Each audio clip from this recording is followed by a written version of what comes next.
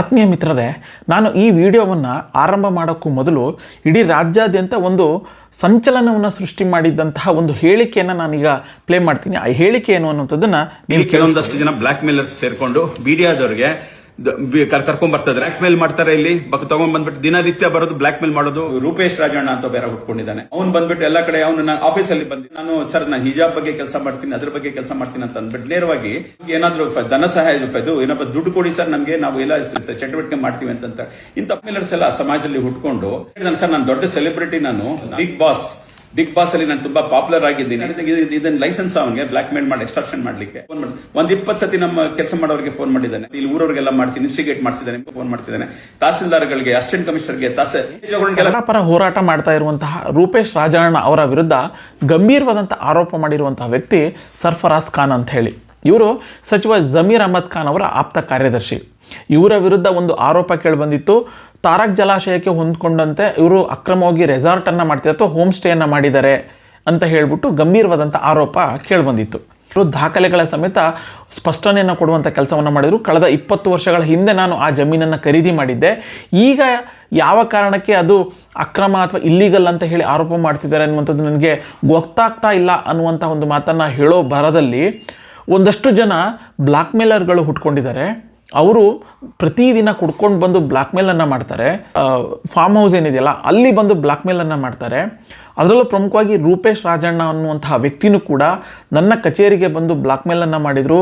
ನಾನು ಹಿಜಾಬ್ ವಿಚಾರಕ್ಕೆ ಸಂಬಂಧಪಟ್ಟಂತೆ ಪ್ರತಿಭಟನೆಯನ್ನು ಮಾಡ್ತೀನಿ, ಜೊತೆಗೆ ನನಗೆ ಒಂದಷ್ಟು ಚಟುವಟಿಕೆಗಳಿಗೆ ಹಣ ಬೇಕು ಅನ್ನುವಂತಹ ಒಂದು ಮನವಿಯನ್ನು ಮಾಡಿಕೊಂಡು ಅಂದರೆ ಹಣವನ್ನು ಕೇಳಿದರು. ಇದ್ರ ಜೊತೆಗೆ ನಾನು ಬಿಗ್ ಬಾಸ್ಗೆ ಹೋಗಿ ಬಂದಿದ್ದೀನಿ ಅನ್ನುವಂತಹ ಒಂದು ಮಾತನ್ನು ಹೇಳೋದ್ರ ಮೂಲಕ ಬಿಗ್ ಬಾಸ್ ಹೆಸರನ್ನು ಕೂಡ ಮಿಸ್ಯೂಸ್ ಮಾಡಿಕೊಂಡು ಹಣವನ್ನು ವಸೂಲಿ ಮಾಡುವಂಥ ಕೆಲಸವನ್ನು ಮಾಡ್ತಿದ್ದಾರೆ. ಅಂದರೆ ರೂಪೇಶ್ ರಾಜಣ್ಣ ಯಾವುದೇ ಹೋರಾಟ ಮಾಡಿದರೂ ಕೂಡ ಹಣವನ್ನು ಪಡೆದು ಹೋರಾಟ ಮಾಡ್ತಾರೆ ಅನ್ನುವಂತಹ ಅರ್ಥ ಬರುವಂತಹ ಮಾತಿನಲ್ಲಿ ಸರ್ಫರಾಜ್ ಖಾನ್ ಒಂದು ಆರೋಪವನ್ನು ಮಾಡಿದ್ದಾರೆ. ಇವರು ತಾನು ಯಾವುದೇ ರೀತಿಯಾದಂಥ ತಪ್ಪನ್ನು ಮಾಡಿಲ್ಲ, ನನ್ನ ಮೇಲೆ ಬಂದಿರುವಂಥ ಆರೋಪಗಳು ಎಲ್ಲವೂ ಸುಳ್ಳು ಅನ್ನುವಂಥ ಒಂದು ಮಾತನ್ನು ಸ್ಪಷ್ಟನೆಯನ್ನು ಕೊಡುವಂಥ ಭರದಲ್ಲಿ ಕನ್ನಡ ಪರವಾಗಿ ಹೋರಾಟವನ್ನು ಮಾಡ್ತಾ ಇರುವಂತಹ ರೂಪೇಶ್ ರಾಜಣ್ಣ ಅವರ ವಿರುದ್ಧ ಗಂಭೀರವಾದಂಥ ಆರೋಪ ಮಾಡಿದ್ದಾರೆ. ಸರ್ಫರಾಜ್ ಖಾನ್ ಒಬ್ಬ ಸರ್ಕಾರಿ ಅಧಿಕಾರಿ ಯಾವುದೇ ಒಂದು ಹೇಳಿಕೆಗಳನ್ನು ಕೊಡ್ತಾರೆ ಅಂತಂದರೆ ಅದಕ್ಕೆ ಅದರದೇ ಆದಂಥ ಒಂದು ವೇಟೇಜ್ ಇರುತ್ತೆ. ಸಾಕ್ಷಿ ಸಮೇತವಾಗಿ ಅವರು ಆರೋಪವನ್ನು ಮಾಡಬೇಕಾಗತ್ತೆ. ಎಲ್ಲೋ ರೂಪೇಶ್ ರಾಜಣ್ಣ ಅವರ ವಿರುದ್ಧ ಈ ರೀತಿಯಾದಂಥ ಆರೋಪ ಮಾಡಿರುವಂಥದ್ದನ್ನು ನೋಡ್ತಾ ಹೋಗೋದಾದರೆ ನಿಜವಾಗ್ಲೂ ರೂಪೇಶ್ ರಾಜಣ್ಣ ಬ್ಲಾಕ್ ಮೇಲ್ ಮಾಡುವಂಥ ಕೆಲಸವನ್ನು ಮಾಡಿದ್ರಾ, ಅಧಿಕಾರಿಗಳ ಬಳಿ ಹಣವನ್ನು ಕೇಳಿದ್ರಾ, ಅಥವಾ ಸರ್ಕಾರಿ ಕಚೇರಿಗೆ ಹೋಗ್ಬಿಟ್ಟು ಬೆದರಿಸಿ ಹಣವನ್ನು ವಸೂಲಿ ಮಾಡುವಂಥ ಕೆಲಸವನ್ನು ಮಾಡಿದ್ರಾ, ಇಲ್ಲ ಒಂದು ಕಡೆ ಬಿಗ್ ಬಾಸ್ ಹೆಸರನ್ನು ಹೇಳಿಕೊಂಡು ಅವರು ಅದನ್ನು ಮಿಸ್ಯೂಸ್ ಮಾಡ್ಕೊಳ್ಳುವಂಥ ಕೆಲಸವನ್ನು ರೂಪೇಶ್ ರಾಜಣ್ಣ ಮಾಡ್ತಾ ಇದ್ರಾ ಅನ್ನುವಂತಹ ಅನುಮಾನನೂ ಕೂಡ ಇದೀಗ ಮೂಡ್ತಾ ಇದೆ. ರೂಪೇಶ್ ರಾಜಣ್ಣ ಅಂತ ಬಂದಾಗ ಕನ್ನಡ ಪರ ಹೋರಾಟ ಮಾಡುವಂಥ ವಿಚಾರದಲ್ಲಾಗಿರ್ಬೋದು, ಕನ್ನಡ ನಾಡು ನುಡಿ ಜಲ ಇರ್ಬೋದು, ಭಾಷೆ ವಿಚಾರದಲ್ಲಿ ರೂಪೇಶ್ ರಾಜಣ್ಣ ಅವರ ಹೋರಾಟ ಮುಂಚೂಣಿಯಲ್ಲಿ ಇರ್ತಾ ಇದೆ.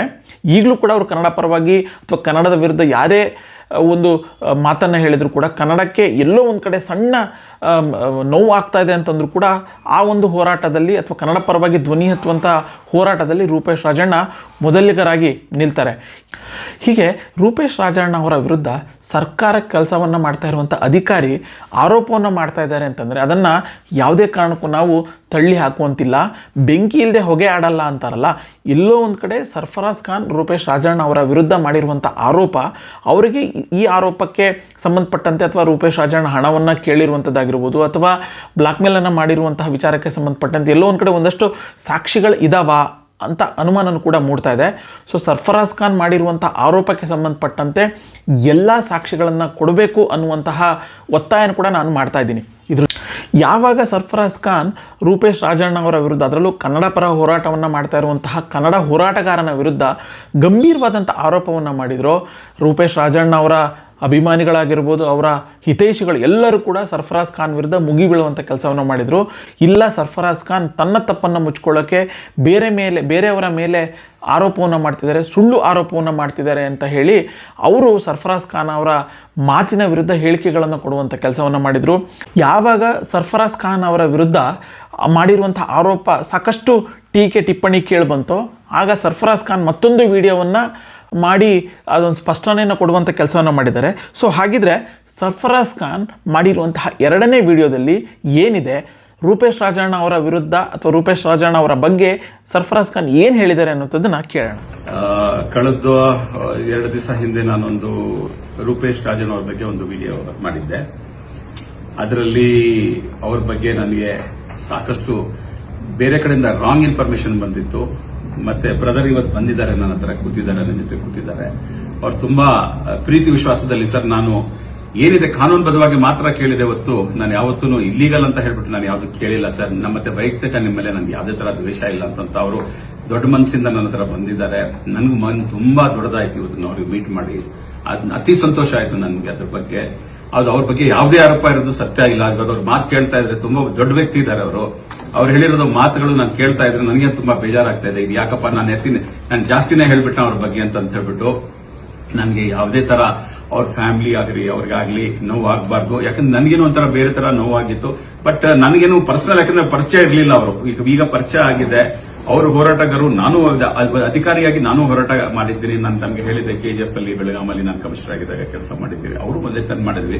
ಈಗ ನನಗೆ ಇವತ್ತಿಂದ ರೂಪೇಶ್ ರಾಜಣ್ಣ ನನ್ನ ತಮ್ಮ, ಕನ್ನಡ ಹೋರಾಟ ಸಂಘಟನೆಗಳ ಬಗ್ಗೆ, ಕರ್ನಾಟಕ ಬಗ್ಗೆ ಆಗಲಿ, ಕನ್ನಡ ಉಳಿಸೋದ ಬಗ್ಗೆ ಆಗಲಿ ನಾನು ಜೊತೆಗೆ ನಂದು ಎಲ್ಲಾ ಸಪೋರ್ಟು, ಎಲ್ಲಾ ತರ ಪ್ರೀತಿ ವಿಶ್ವಾಸ ಸಪೋರ್ಟ್ ಏನು ಅವರೇ ಸಪೋರ್ಟ್ ಮಾಡ್ತಾರೆ, ಜನ ಸಪೋರ್ಟ್ ಮಾಡ್ತಾರೆ. ನನ್ನ ಪ್ರೀತಿ ವಿಶ್ವಾಸ ಮತ್ತೆ ನನ್ನ ಆಶೀರ್ವಾದ ಅಂತೂ ಯಾವತ್ತೂ ರೂಪೇಶ್ ಜೊತೆ ಇರ್ತದೆ.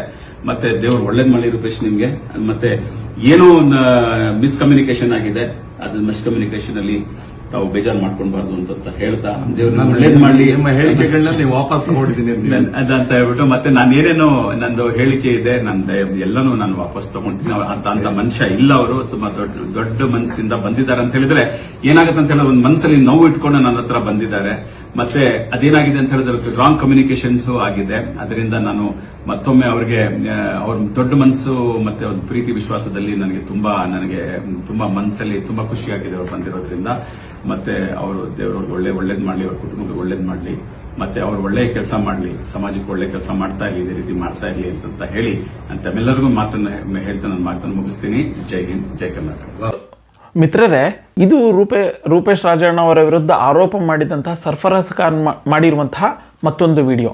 ಈ ವಿಡಿಯೋದಲ್ಲಿ ಸರ್ಫರಾಜ್ ಖಾನ್ ಸ್ಪಷ್ಟನೆಯನ್ನು ಕೊಡುವಂಥ ಕೆಲಸವನ್ನು ಮಾಡಿದ್ದಾರೆ. ನನಗೆಲ್ಲೋ ಮಿಸ್ಕಮ್ಯುನಿಕೇಷನ್ ಆಯಿತು, ಅಥವಾ ಯಾರೋ ಮಾಹಿತಿಯನ್ನು ರೂಪೇಶ್ ರಾಜಣ್ಣ ಅವರ ವಿರುದ್ಧ ನಮಗೆ ಮಾಹಿತಿಯನ್ನು ಕೊಟ್ಟರು. ಆ ಒಂದು ಮಾಹಿತಿಯ ಆಧಾರದ ಮೇಲೆ ನಾನು ರೂಪೇಶ್ ರಾಜಣ್ಣ ಅವರನ್ನು ಬ್ಲಾಕ್ ಮೇಲರ್ ಅಂತ ಹೇಳಿದೆ, ನನ್ನ ಬಳಿ ಹಣವನ್ನು ಕೇಳಿದರು ಅನ್ನುವಂಥದ್ದನ್ನು ಹೇಳಿದೆ. ರೂಪೇಶ್ ರಾಜಣ್ಣ ಅವರನ್ನು ನಾನು ನೋಡ್ತಾ ಇರುವಂಥದ್ದು ಇದೇ ಮೊದಲನೇ ಬಾರಿ ಅಂತ ಹೇಳ್ಬಿಟ್ಟು ಅವರು ಸ್ಪಷ್ಟನೆಯನ್ನು ಕೊಟ್ಟಿದ್ದಾರೆ. ಅವರು ಮೊದಲನೇ ವಿಡಿಯೋದಲ್ಲಿ ಹೇಳಿದ್ದಾರೆ, ನನ್ನ ಕಚೇರಿಗೆ ಬಂದು ನನ್ನ ಹತ್ರನೇ ಅವರು ಹಣವನ್ನು ಕೇಳಿದರು ಅಂತ ಹೇಳ್ಬಿಟ್ಟು ಸರ್ಫರಾಜ್ ಖಾನ್ ಹೇಳಿದ್ದಾರೆ. ಆದರೆ ಎರಡನೇ ವಿಡಿಯೋದಲ್ಲಿ ನಾನು ರೂಪೇಶ್ ರಾಜಣ್ಣ ಅವರ ನೋಡ್ತಾ ಇರುವಂಥದ್ದು ಇದೇ ಮೊದಲನೇ ಬಾರಿ ಅಂತ ಹೇಳ್ತಾರೆ. ಎಲ್ಲೋ ಒಂದು ಕಡೆ ಡ್ಯುಯಲ್ ಸ್ಟ್ಯಾಂಡನ್ನು ಸರ್ಫರಾಜ್ ಖಾನ್ ತೆಗೆದುಕೊಳ್ತಾ ಇದ್ದಾರಾ ಅನ್ನುವಂಥ ಒಂದು ಅನುಮಾನ. ಮತ್ತೊಂದು ಅನುಮಾನ, ಬ್ಲಾಕ್ ಮೇಲನ್ನು ಮಾಡಿದರು, ನಮ್ಮ ಅಧಿಕಾರಿಗಳಿಗೆ ಬಂದು ಹಣವನ್ನು ಕೇಳಿದರು, ಜೊತೆಗೆ ಬಿಗ್ ಬಾಸ್ ಹೆಸರನ್ನು ಹೇಳಿಬಿಟ್ಟು ಹಣವನ್ನು ಕೇಳುವಂಥ ಕೆಲಸವನ್ನು ಮಾಡಿದರು ಅಂತ ಹೇಳಿದಂಥ ಸರ್ಫರಾಜ್ ಖಾನ್ ಇದೀಗ ರೂಪೇಶ್ ರಾಜಣ್ಣ ಅವರು ಆ ರೀತಿ ಅಲ್ಲ, ಅವರು ಯಾವುದೇ ರೀತಿಯಾದಂಥ ಹಣವನ್ನು ಕೇಳ್ತಾ ಇಲ್ಲ, ಕನ್ನಡ ಪರ ಹೋರಾಟವನ್ನು ಮಾಡ್ತಿದ್ದಾರೆ ಅಂತ ಹೇಳಿ ಸ್ಪಷ್ಟನೆಯನ್ನು ಕೊಡ್ತಿದ್ದಾರೆ. ಸೊ ಸರ್ಫರಾಜ್ ಖಾನ್ ಮೊದಲನೇ ಹೇಳಿಕೆಯನ್ನು ನಂಬಬೇಕೋ ಅಥವಾ ಪಕ್ಕದಲ್ಲಿ ರೂಪೇಶ್ ರಾಜಣ್ಣ ಅವ್ರನ್ನ ಕೂರಿಸ್ಕೊಂಡು ಸ್ಪಷ್ಟನೆಯನ್ನು ಕೊಟ್ಟಿರುವಂತಹ ಸರ್ಫರಾಜ್ ಖಾನ್ ಅವರ ಎರಡನೇ ವಿಡಿಯೋವನ್ನು ನಾವು ನಂಬಬೇಕು ಅನ್ನುವಂಥ ಒಂದು ಅನುಮಾನ ಇದೆ. ಸರ್ಫರಾಜ್ ಖಾನ್ ರೂಪೇಶ್ ರಾಜಣ್ಣ ಅವರ ವಿರುದ್ಧ ಈ ರೀತಿಯಾಗಿ ಆರೋಪವನ್ನು ಮಾಡ್ತಿದ್ದಾರೆ ಅಂತಂದರೆ ಎಲ್ಲೋ ಒಂದು ಕಡೆ ಬ್ಲಾಕ್ ಮೇಲನ್ನು ಮಾಡಿ ಕನ್ನಡ ಪರ ಹೋರಾಟಗಳನ್ನು ಅಥವಾ ಕನ್ನಡ ಪರವಾಗಿ ಧ್ವನಿಯನ್ನು ಎತ್ತುವಂಥ ಕೆಲಸವನ್ನು ರೂಪೇಶ್ ರಾಜಣ್ಣ ಮಾಡ್ತಿದ್ದಾರಾ ಅನ್ನುವಂತಹ ಅನುಮಾನ ಇದೀಗ ಕನ್ನಡಿಗರನ್ನು ಮೂಡ್ತಾ ಇದೆ. ಆವಾಗ ತಮ್ಮ ಮೇಲೆ ಈ ರೀತಿಯಾದಂಥ ಆರೋಪ ಬಂತು, ತಕ್ಷಣವೇ ಅವ್ರು ಮಾಡಿದ್ದು ಸರ್ಫರಾಜ್ ಖಾನ್ ಬಳಿ ಹೋಗಿ ಒಂದು ಕ್ಲಾರಿಟಿಯನ್ನು ಅವರಿಂದನೇ ಕೊಡಿಸುವಂಥ ಕೆಲಸವನ್ನು ಮಾಡಿದ್ದಾರೆ. ಅಂದರೆ ಮೊದಲು ಆರೋಪ ಮಾಡಿದಂತಹ ಸರ್ಫರಾಜ್ ಖಾನ್ ಈಗ ಉಲ್ಟಾ ಹೊಡಿಲಿಕ್ಕೆ, ಅಂದರೆ ತನ್ನ ಹೇಳಿಕೆಯನ್ನು ಬದಲು ಮಾಡಲಿಕ್ಕೆ ಪ್ರಮುಖವಾದಂಥ ಕಾರಣ ಏನು? ನಂತರ ಕ್ಲಾರಿಟಿಯ ವಿಡಿಯೋದಲ್ಲಿ ನಾನು ಅವ್ರ ಮೇಲೆ ಇರುವಂತಹ ಹೇಳಿಕೆಗಳೇನಿದೆ ಅದೆಲ್ಲವನ್ನೂ ಕೂಡ ನಾನು ವಾಪಸ್ ಪಡಿತೀನಿ ಅನ್ನುವಂಥ ಒಂದು ಮಾತನ್ನು ಹೇಳಿದ್ದಾರೆ. ಯಾಕೆ ಈಗ ಹೇಳಿಕೆಯನ್ನು ವಾಪಸ್ ಪಡಿತಾ ಇರುವಂತಹ ಸರ್ಫರಾಜ್ ಖಾನ್ ಮೊದಲು ಯಾಕೆ ಆರೋಪವನ್ನು ಮಾಡಿದರು? ಯಾವುದೇ ಒಬ್ಬ ಹೋರಾಟಗಾರನ ವಿರುದ್ಧ ಅಂತೆ ಬಂತು, ಕಿವಿಗೆ ಬಿತ್ತು ಅಂತ ಹೇಳಿಬಿಟ್ಟು ಆರೋಪವನ್ನು ಮಾಡಿರುವಂಥದ್ದು ಎಷ್ಟು ಸರಿ? ಒಬ್ಬ ಸರ್ಕಾರಿ ಅಧಿಕಾರಿ ಈ ರೀತಿಯಾಗಿ ಅಂತೆಗಳನ್ನು ನಂಬಿ ಒಂದು ಮಾತನ್ನು ಒಬ್ಬ ಹೋರಾಟಗಾರನ ವಿರುದ್ಧ ಆರೋಪವನ್ನು ಮಾಡ್ತಾರೆ ಅಂತಂದರೆ ನಿಜವಾಗ್ಲೂ ಇದನ್ನು ನಂಬುವಂಥದ್ದಾ? ಯಾರೂ ಕೂಡ ಇಂತಹ ಒಬ್ಬ ಅಧಿಕಾರಿ ಮಾತನ್ನು, ಡ್ಯುಯಲ್ ಸ್ಟ್ಯಾಂಡ್ ಹೇಳಿಕೆಗಳನ್ನು ಕೊಟ್ಟಿರುವಂಥ ಅಧಿಕಾರಿಗಳ ಮಾತನ್ನು ನಂಬಲಿಕ್ಕೆ ಸಾಧ್ಯ ಆಗೋದಿಲ್ಲ. ರೂಪೇಶ್ ರಾಜಣ್ಣ ಅವರ ವಿರುದ್ಧ ನಾನು ಮಾಡಿರುವಂಥ ಆರೋಪ ಎಲ್ಲವೂ ಸುಳ್ಳು ಅಂತ ಹೇಳಿರುವಂತಹ ಈ ಒಂದು 2ನೇ ವಿಡಿಯೋ ಇದೆಯಲ್ಲ, ಈ ವಿಡಿಯೋ ಹಿಂದೆ ಕಾಣದ ಕೈ ಕೆಲಸವನ್ನು ಮಾಡಿದೆ. ಕಾಣದ ಕೈ ಸರ್ಫರಾಜ್ ಖಾನ್ ಅವರ ವಿರುದ್ಧ ಹೇಳಿಕೆಗಳನ್ನು ಕೊಡಿಸುವಂಥ ಕೆಲಸವನ್ನು ಮಾಡಿದೆ. ಆ ಒಂದು ಕಾಣದ ಕೈ ಯಾವುದು ಅನ್ನುವಂತಹ ಅನುಮಾನ ಇದೆ. ಅದಕ್ಕೆ ಸರ್ಫರಾಜ್ ಖಾನೆ ಉತ್ತರವನ್ನು ಕೊಡಬೇಕಾಗತ್ತೆ. ಇದ್ರ ಜೊತೆಗೆ ಒಬ್ಬ ಕನ್ನಡ ಪರ ಹೋರಾಟವನ್ನು ಮಾಡ್ತಾ ಇರುವಂತಹ ಯಾವುದೇ ಹೋರಾಟಗಾರ ಆಗಿರಲಿ, ಅಂಥವರ ವಿರುದ್ಧ ಸುಳ್ಳು ಆರೋಪಗಳನ್ನು ಮಾಡುವಂಥದ್ದನ್ನು ನಿಲ್ಲಿಸಬೇಕಾಗತ್ತೆ. ಒಂದು ವೇಳೆ ಆರೋಪ ಮಾಡಿದ್ದೇ ಆದಲ್ಲಿ ಅದಕ್ಕೆ ಪೂರಕವಾದಂಥ ಸಾಕ್ಷಿಗಳನ್ನು ಕೊಡಬೇಕಾಗತ್ತೆ. ಇಲ್ಲಿ ಸರ್ಫರಾಜ್ ಖಾನ್ ಆರೋಪವನ್ನು ಮಾಡಿದರೆ ಸಾಕ್ಷಿಗಳನ್ನು ಕೊಟ್ಟಿಲ್ಲ. ಎರಡನೇದಾಗಿ ನಾನು ಅವ್ರ ಮೇಲೆ ತಿಳ್ಕೊಂಡಿದ್ದಂತಹ ಅಭಿಪ್ರಾಯ ಎಲ್ಲವೂ ಕೂಡ ಸುಳ್ಳು, ಬ್ರದರ್ ಇದ್ದಂತೆ ಅನ್ನುವಂಥ ಒಂದು ಮಾತನ್ನು ಹೇಳಿದ್ದಾರೆ. ಇಂತಹ ಬ್ರದರ್ನ ವಿರುದ್ಧನೇ ಅವರು ಯಾಕೆ ಮೊದಲು ಆರೋಪವನ್ನು ಮಾಡಿದರು? ಇಂತಹ ಹೇಳಿಕೆಗಳನ್ನು ಕೊಟ್ಟು 2 ದಿನಕ್ಕೇ ತನ್ನ ಹೇಳಿಕೆಗಳನ್ನು, ತನ್ನ ಮಾತನ್ನೇ ಬದಲಿಸ್ತಾರೆ ಸರ್ಫರಾಜ್ ಖಾನ್ ಅಂತಂದರೆ, ಹೀಗೆ ಸರ್ಫರಾಜ್ ಖಾನ್ ತನ್ನ ಹೇಳಿಕೆಯನ್ನು ಬದಲಾವಣೆ ಮಾಡಲಿಕ್ಕೆ ಪ್ರಮುಖವಾದಂತಹ ಕಾರಣ ಏನು? ಅವರ ಮೇಲೆ ಒತ್ತಡ ಏನಾದರೂ ಬಂದಿತ್ತಾ? ಆ ಒಂದು ವೇಳೆ ಒತ್ತಡ ಬಂದಿದ್ದೇ ಆದಲ್ಲಿ ಒತ್ತಡವನ್ನು ಹೇರಿದಂತಹ ಕಾಣದ ಕೈ ಯಾವುದು ಅನ್ನುವಂತಹ ಒಂದು ಅನುಮಾನಗಳಿದ್ದಾವೆ. ಆ ಅನುಮಾನಗಳಿಗೆ ಸರ್ಫರಾಜ್ ಖಾನ್ ಉತ್ತರ ಕೊಡುವಂಥ ಕೆಲಸವನ್ನು ಮಾಡಬೇಕಾಗತ್ತೆ. ಮಿತ್ರರೇ, ನಾನಿಲ್ಲಿ ರೂಪೇಶ್ ರಾಜಣ್ಣ ಅವರ ವಿರುದ್ಧನೂ ಕೂಡ ವಿಡಿಯೋ ಮಾಡ್ತಾ ಇಲ್ಲ, ಅಥವಾ ಸರ್ಫರಾಜ್ ಖಾನ್ ವಿರುದ್ಧನೂ ಕೂಡ ನಾನು ಮಾತಾಡ್ತಾ ಇಲ್ಲ. ಇಲ್ಲಿ ಒಬ್ಬ ಸರ್ಕಾರಿ ಅಧಿಕಾರಿ ಒಬ್ಬ ಹೋರಾಟಗಾರನ ವಿರುದ್ಧ ಯಾವ ರೀತಿಯಾಗಿ ಡ್ಯುಯಲ್ ಸ್ಟ್ಯಾಂಡರ್ಡ್ನ ಇಟ್ಕೊಂಡು ಅವರು ಹೇಳಿಕೆಗಳನ್ನು ಕೊಡ್ತಾರೆ ಅನ್ನುವಂಥದ್ದು. ಒಂದು ವೇಳೆ ಒಬ್ಬ ಅಧಿಕಾರಿ ಈ ರೀತಿಯಾಗಿ ತನ್ನ ಹೇಳಿಕೆಗಳನ್ನು ತಿರುಚ್ತಾರೆ ಅಂತಂದರೆ ಆ ಒಂದು ತಿರುಚಲಿಕ್ಕೆ ಕಾರಣ ಏನು?